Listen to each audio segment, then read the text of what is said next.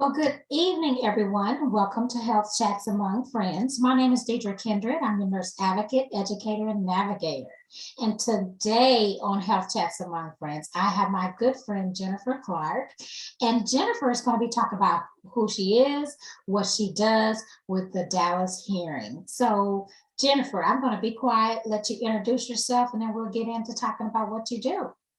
Well, hello. It's so great to see you this Monday morning. And I just wanted to let you know, my name is Jennifer Clark, and I am with the Dallas Hearing Foundation. I have been the manager for the last 11 years. And I have a daughter that is deaf. She just actually graduated from college this past weekend and is about Yay. So I'm very passionate about helping people with hearing loss because it's personal for me. Right. So is that what brought you in to Dallas Hearing Foundation, or have you always been with the Dallas Hearing Foundation? So when she was implanted, when she was 7 years old, Mm.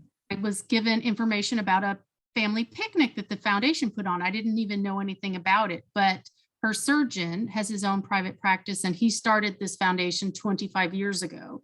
And so patient is implanted, they invite you to come, and it's a great opportunity with community as well, meeting other children that had cochlear implants. So we started out by going, and then I started as a volunteer for their auction, and then it came to time for the person that had been with the foundation since its beginning.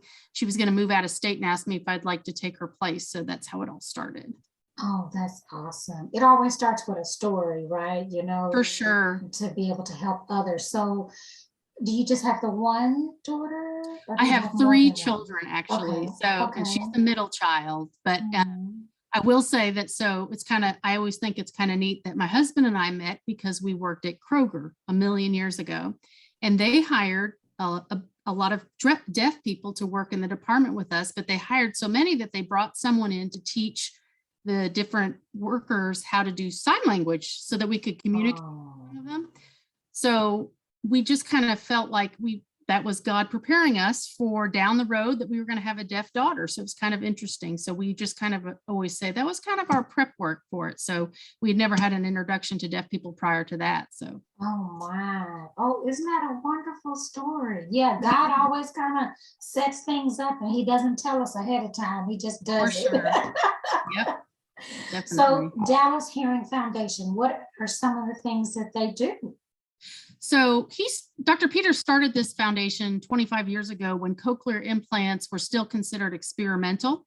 And he saw a need for patients that needed them, children especially, and they couldn't get covered by insurance. So he thought, let me see if there's a way that I could do this surgery and get a device donated so that we can do it, because just one cochlear implant device is $30,000. So that's just the device alone. So it's very cumbersome and a lot of people can't afford that out of pocket for sure. So he started it back then, and before social media and all that, before all this had taken off. So it's very small. There's one employee, which is me.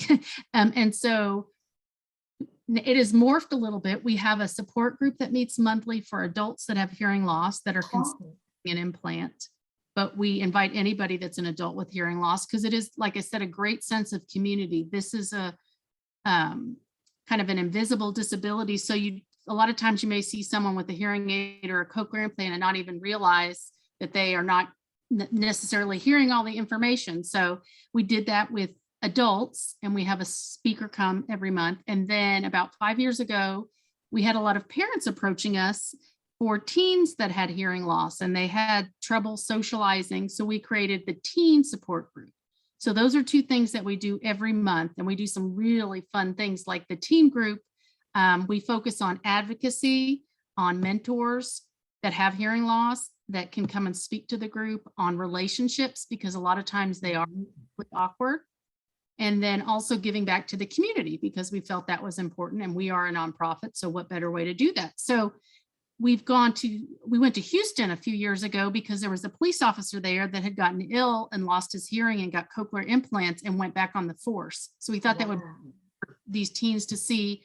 And while we were there, we also went to NASA and met 2 people that are deaf and have been instrumental in some of the space odysseys that we go on. So it's pretty cool for them to be able to see that the sky and the space is actually the limit for these teens. So those That's are just, amazing. Oh my yeah, so goodness. yeah, Yes. for sure. And we do help with hearing aids, cochlear implants, specialized education. We a little bit of everything. If somebody has an issue that comes up that's hearing loss related, we just kind of help them problem solve through it. Okay, so I want to talk more about the support groups Mhm. that you guys have. So how did COVID affect that? So we did go virtual Mhm. group, but a lot of the adults that join us are older. A lot of them are seniors that are retired. So they weren't as good at technology as some of the younger kids were. So we did try to do it and then it fizzled out, but we stayed in contact. The teen group, those guys embraced the Zoom meetings. And so we did some Zoom meetings. We had someone come in and talk to the teens that is from Gallaudet University, which is one of the deaf colleges, Mhm. Washington. And her dad is on our board and she had gone to school and she was a counselor at Gallaudet. So she came in and talked to the kids about processing everything that was going on because it was an emotional roller coaster. Did that. And then we did some bingo online. But then one of my volunteers and I decided, why don't we felt like we needed to see them. Maybe they needed a little contact. So we looked up where everybody lived and we put together little care packages and we had our masks on and we went and hand delivered to each of our teen groups, which was awesome too, because some of them come from hours away to come to our meetings. So it was kind of nice to see what they go through to make sure that they attend our meetings. Mhm. They were excited to see us, but we all wore masks and we're compliant and all that kind of stuff. But it was nice to be able Yes. to study.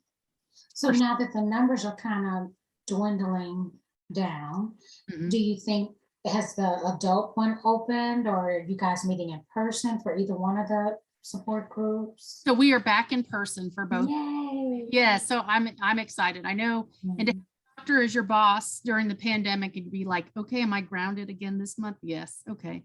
Which I totally understood, but I just love being out in the community. So Mhm. I'm around everybody and seeing how we can help them. So we are back. Our numbers for the adult group are slowly getting back up. We have also moved locations because the place that we used to have the meetings at closed and they no longer are doing meetings. So that's one of the things that hit with COVID too, is a lot of places are no longer opening it up to the public. So we had to find a different location. Oh, wow. Okay. So you said you have those, both of them once a month. Yes. And so what days are you having each of them on? Can you just So announce that for the audience? the adults they meet the second Tuesday of every month from Okay. 7 to 9 p.m. We do have a guest speaker, and then we also have captioning that's provided. So they will be able to follow along. We have different guest speakers that come also. For the teen group, we have tried to make it the third Saturday of every month, but sometimes we have to move things around. But they just went this month to, now it's from Dallas Summer Musicals. It's called Broadway Dallas, and they had a performance of Mean Girls with an ASL interpreter there. So they went Oh, last Saturday to the ASL performance. Just fun things that they'd like to do. And this group there's about 40 or 50 of them if they're all at the same place at the same time. But it's great. They've all become great friends and they're like brothers and sisters almost. So it's been great to watch them and their relationships, kind of start and flourish. so speaking of ASL, do you guys have any ways that you teach family members to do that, or is that like So something we that, so we are more about technology for hearing. okay, And so there are people that use ASL and we embrace that, but we are more about technology. So we do provide cart services. And if people do want to sign, some of our kids sign as well as speak. But we do partner with the Texas Hands and Voices, and they offer some resources for learning sign language. oh, neat, neat. Mhm. So my next question is that, so you're located in Dallas, so you serve Dallas County. We're just based in Dallas and we've actually thrown around perhaps changing the names, but we serve all of Texas, all of the United States Oh, and international patients. We actually just did cochlear implants last Friday on 4-year-old twin girls that are here from Kenya. Oh, that's So so yeah, sweet. So yes. I mean, oh my goodness, so that's wonderful. So how do people find out more about, how do they get in contact with the Dallas Hearing Foundation? What are some of the other things that the Dallas Hearing Foundation does, and any other outreach programs or anything like that? We partner with a lot of the school districts. We go in and talk to teachers and some of the parents to let them know that we're a resource. There are a lot of kids that fall through the Medicaid cracks. So we have a lot of people that are referred from Children's Hospital. So we try to partner with people that might catch kids that are falling through the cracks. We want to make sure earlier intervention is always great. So we do work with the school districts. I set a goal this year to try and visit every school district in Texas, forgetting Ooh, Texas is. So I'm yeah, you're not in I'm Maryland, not, honey. yeah, not even making a dent in it right now, but yeah. And then what's been awesome about my job is that as my daughter has grown up, I have kind of seen what issues she's had to face and then applied that to the Dallas Hearing Foundation. So like when she started to get her driver's license, I thought, well, I wonder if there's a standard protocol for police officers in dealing with the deaf and hard of hearing. So I reached out to the police department, and I live in Plano. Mhm. It just so happened that the person that I reached was about to do a training to police officers on how to deal with deaf and hard of hearing. Wow, look at Came that. to our adult group meeting, and he brought his presentation, and he said, I just want to show you guys this presentation. And he did. And they said, okay, you can delete that and we'll tell you how it really works. So it was great to have a dialogue between them and to find out what they do and what they don't do and what they know. And so now he comes and speaks every year, and the training went from 4 hours to 8 hours for police officers to learn to deal with deaf and hard of hearing. And we go and speak at a couple of other police departments as well, just to let them know some of the issues that they might face dealing with deaf and hard of hearing drivers, stuff like that. What a great collaboration. That's great. Mhm. Wonderful. Okay, and so one employee, and that's you. Yes, so that's good on some days, and some days it's not good. It's great because it's small. And so I've been doing this for 11 years and can pretty much, if somebody gives me a name, I could give them the story. We really see us as a family. So once someone is approved to go through the foundation, they become part of the family, which that we get to, and for every dollar that people donate, 95 cents goes back into our program. So that's one of the advantages of just having one employee. And I get to work from home because I'm out in the community anyway. So we get to save a lot of money doing those kind of things. So even though it's expensive, we have some private donors that we work with. And so we love keeping it small because it's all family, and then they become community. It's great. So if someone is thinking about what are the qualifications, is it an application process? Is it a long process? How does that work? So COVID has affected that as well, of Yeah. course, because during the pandemic, we had to cancel fundraising events, but we probably got quadruple the number of applications that we normally do because people were losing insurance and losing jobs, that kind of thing. Oh, yeah. We do have an application that we send out, and we do go by Dallas County HUD low income guidelines, but we also realize that there's a lot of gray area in there.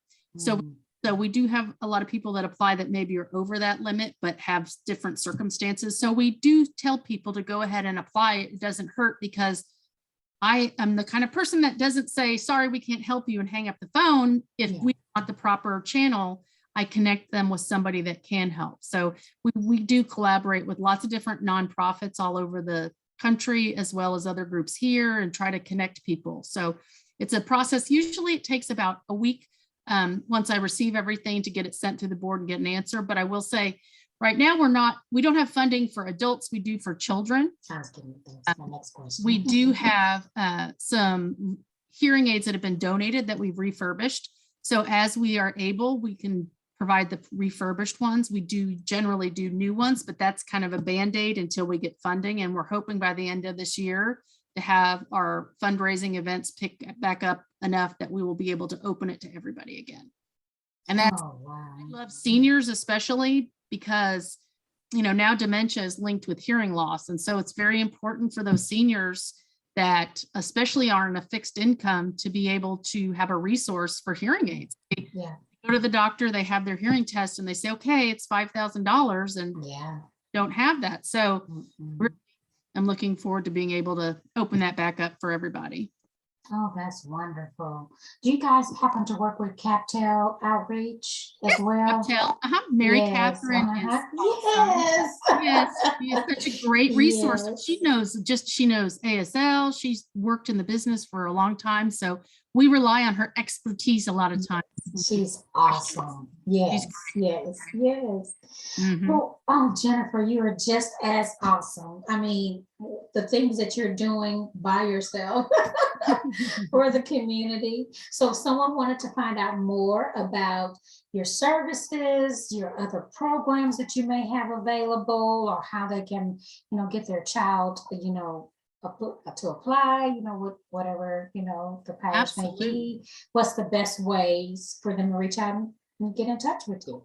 So I would tell them to email me or to text me, because if I'm on a phone call, I can always text. That's one of the greatest inventions ever, as far as I'm concerned. But we have a website also that's about to relaunch. So it's kind of in the process of getting updated. But I would say emailing me at jennifer.clark, it's CLARK, no E at the end, at dallashearingfoundation.org, or they can reach me on my cell, which is 214-796-2006. Those would be the best ways to get in touch with me, and I can help them with anything they need. Wow. Thank you so much for all that you're doing. It's amazing service. Thank you. And I learned a lot today myself. And thank you everyone for listening to Health Chats Among Friends, where we bring you reputable resources from our local communities. So tune in next week for another amazing guest and another amazing resource. Thank you again, Jennifer, for your time. It's been great. Thank you so much for this opportunity. Appreciate it. No problem.